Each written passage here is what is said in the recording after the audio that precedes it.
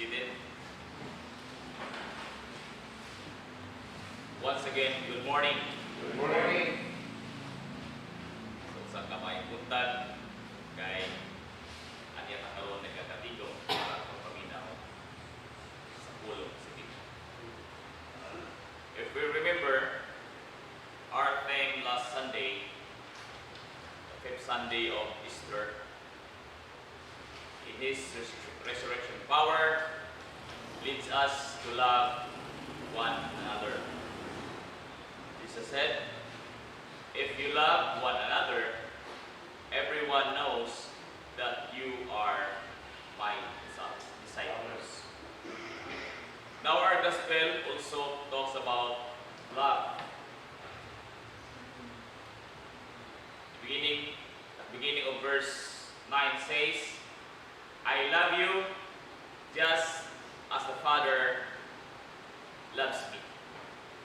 Remain in my love. Pabilin ka mo sa hugugma. How to remain in the love of God. In verse 10, if you obey my commandments, you will remain in my love. Just as I obey my Father's command and remain in His love. So, ang pagpabilin sa gugma ni Kristo, gugma sa Diyos, mao ang pagtuman sa iyang mga sugo. How to remain in His love? Obey His command. So, simple kayo para ta magpabilin diya sa gugma sa Ginoo. Obey His command. We frequently heard this verse. Obey His commandments.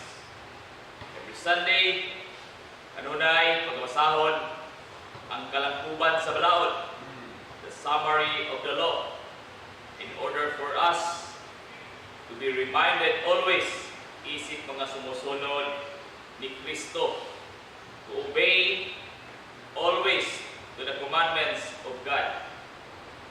Atong pabalik-balik para dili ta malimot sa atong kaakuhan at tubangan sa Dios. Because every day we are exposed to the world. Gikan sa atong pagkanaog sa balay, hangtod sa pag-uli, we are exposed and engaged in worldly activities. Dili balikayan nga batiyon tag kakapoy. Kakapoy sa lawas o espiritu.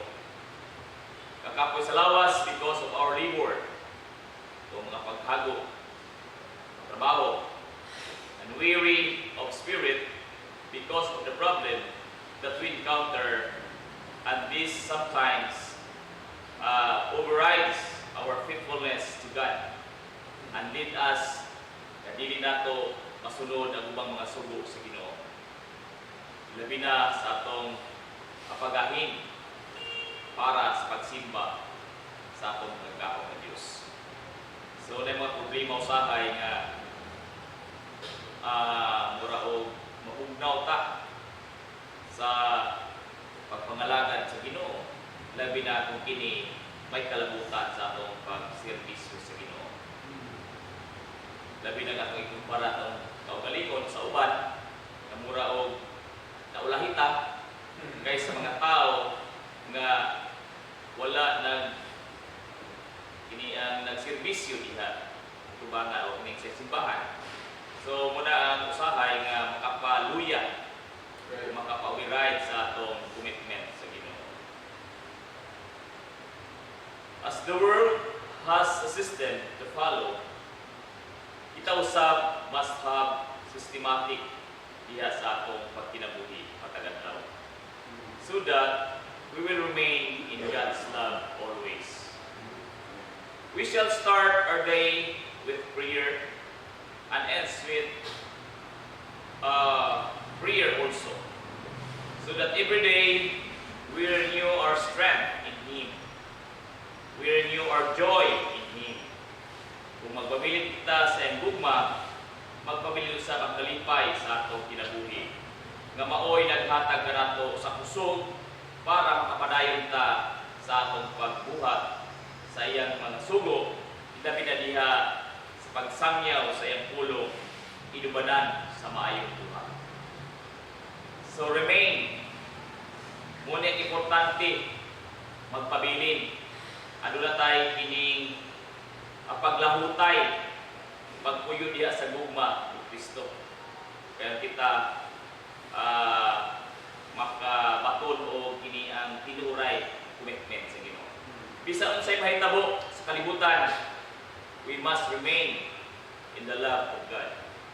Amen. In Jude verse 21 says, "And keep yourself in the love of God as you wait for our Lord Jesus Christ in His mercy to give you eternal life."